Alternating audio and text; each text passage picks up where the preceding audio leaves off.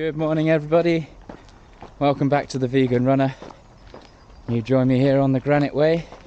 Today I'm going to be doing a heart rate test to begin my 80-20 training.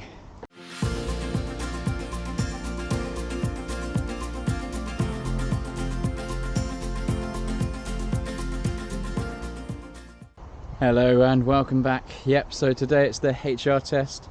So this morning I'm going to be doing a 10-minute warm-up with some 15-second surges just to get some speed in the legs and wake the muscles up, and then 20 minutes of hard all-out running to see how hard I can push this heart rate and this power monitor and see how much speed I've got left in these legs.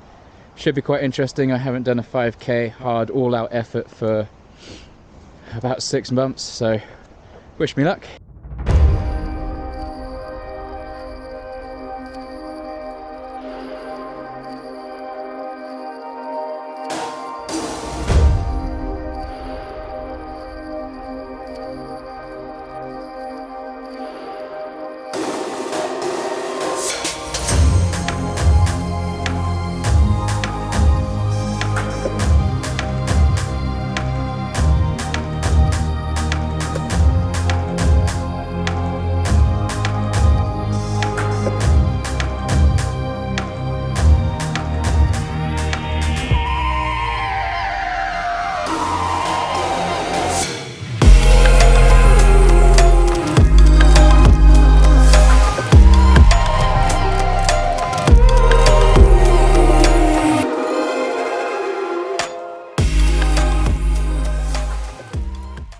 Okay, 20 minutes of hard running done.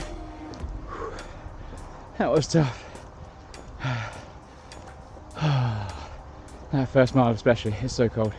Right, so 10 minutes of warm up today, followed by a 20-minute all-out effort. I found that pretty tough. It was about -2 Celsius out today, so pretty cold, and there was a lot more ice and wet slippery leaves about than I thought there would be. And as usual, I definitely went out too fast. So that aside though, I really enjoyed it. I haven't put in an effort like that for a while, so it was good to have a good blowout and see how much speed was in the legs before starting 80-20 training. So following the week of slow, you can check out that video here. The next step in 80-20 is to find out the intensity levels which you should be performing at within your training. In order to do this, you need to find out something called your lactate threshold, a point where the levels of lactate in your bloodstream reaches a level of 4 millimoles per litre.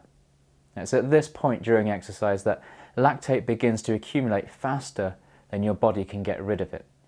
Lactate is an important byproduct of glucose used by muscle cells. The more lactate in your bloodstream, the harder your muscles are working.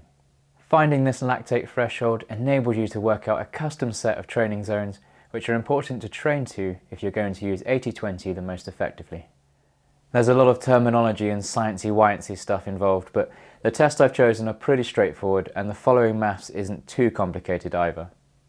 There are also apps and online calculators to help you with the process, and I'll leave a link to these down in the video description. There are many ways of determining these different zones. The two that were most accessible to me was a heart rate test. So after warming up, run for 30 minutes hard, then take your average heart rate of the last 10 minutes of running to determine your lactate threshold heart rate. And then the second and my preferred option is to use a power meter like the Stride footboard. I think it will be my preferred way of measuring my intensity levels, as I'm pretty certain it's a more accurate measure of how hard I'm working. Many factors can affect your heart rate: temperature, hydration, stress levels, the time of day that I'm running, the amount of coffee and sleep I've had. So many things can have an impact which will affect how fast my heart is beating at any given time. Compared to heart rate then, the footboard puts out a relatively pure metric, just power.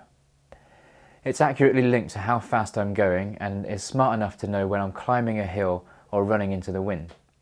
The only issue with the footboard is it isn't waterproof. It can be splashed a little, but the maker suggests not submerging it, or the small hole that detects the wind at the front can be blocked and then mess up with your metrics. I love running trails, and even our roads at the moment can have confused ducks sitting in lake-sized puddles, so it's pretty wet out there. So I'm probably going to calculate both my power zones and my heart rate zones so that I can use heart rate on the days when it's too wet to wear the footboard. Sounds like the way forward to me, but if you're familiar with 80-20 and have a better idea, feel free to let me know down in the comments. I'll be sure to let you all know how it goes in practice. Now, if you're not interested in how the training zones are calculated, but want to see the paces and the intensity zones that I'll be training at, feel free to skip this bit. I've popped a little timestamp down below for you so you can just jump ahead. Right, let's work out the simplest metric first. In a recent article, the author of 80-20 recommends using 95% of a metric stride call critical power. So let's take a little look at the Stride app. Okay, so you can see my recent all-out effort. My critical power was 374 watts. So to work out the threshold power, you need to find 95% of that number. So quickly multiply by 0.95, that's 355 watts. My average heart rate for the last 20 minutes of this trial was 193. So again, multiplied by 0.95, that gives me a lactate threshold heart rate of 183. So what do these numbers mean for me?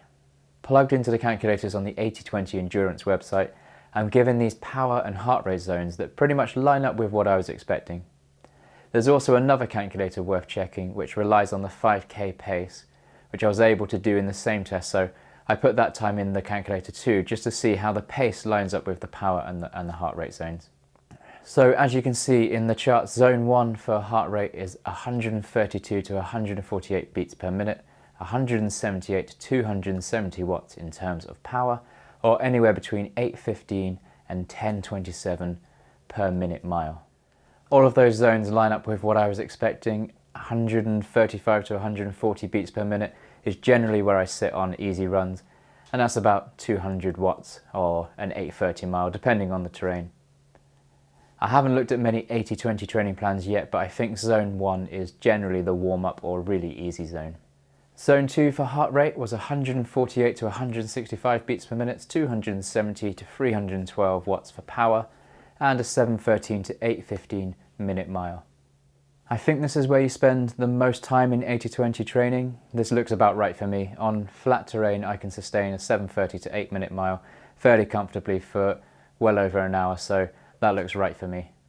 Now we have something called Zone X, which I haven't read about in the 80-20 book, at least not yet anyway. In the book Matt mentions 5 zones, but on his calculator we have 7. And doing a little reading on the 80-20 website, Zone X is a zone that I don't want to be running in. So this zone is the moderate intensity area that many recreational runners, including myself, tend to put themselves into too often, which generally leads to overtraining and injury. So I want to avoid running for sustained periods of time with a heart rate between 165 and 174, a power of 312 to 334 watts, and a pace of 645 to 713 a minute mile. Zone 3 puts me at 616 to 645 for pace, 174 to 183 beats per minute for the heart rate, and 334 to 355 watts for power. This zone is described as comfortably hard, and since my marathon goal pace is around 650 mark, I would say that that's fairly accurate at the moment. Now we have another extra zone which isn't mentioned in the book, Zone Y. I think it's like Zone X, and I would like to think of it as Zone Y would I want to run at this pace. Too fast for threshold work, too slow for high intensity according to the 80-20 creators, and that's a pace of 609 to 616 a minute mile, 183 to 187 beats per minute for the heart rate, and 355 to 366 for power. And thinking about it, I agree, I can't think of an interval or high intensity workout where I'd normally be doing this pace. It's a bit of a no man's land really for my training. Now then, Zone 4 is apparently the trickiest zone to master. It's pretty narrow and up there with some of the faster paces I'd be doing. Its top end is a 5:27 minute mile, and for heart rate that's 187 to 192 beats per minute, and 366 to 426 for power. That heart rate makes me hurt just thinking about it.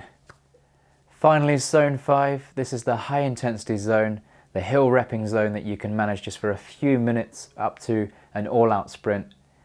I like training at this intensity, short sharp intervals where the legs can really open up and feel that speed, but importantly you know that the hurt will come to an end relatively quickly. Those are my favourite.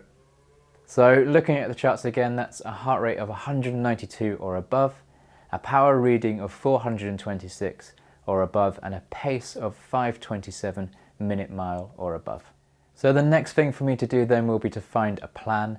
I'm tempted to buy a plan from the 80/20 website, but I need to do a bit more research and looking around first. I may just stick to the plans in the book.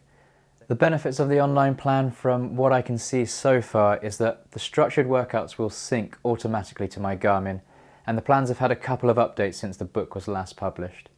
I'm about 18 weeks out from my next key race, the London Landmarks Half Marathon, so I've got plenty of time to look around and have a play with different types of 80/20 workouts, and also getting used to running with the foot pod and getting feedback from the heart rate monitor as well. That's going to be something new for me. So there you have it. I hope that's been helpful for anyone thinking about starting 80/20 themselves. There's quite a lot to take on. The calculators really help, as does the information in the book and the 80/20 endurance website. I'll leave links to both down below.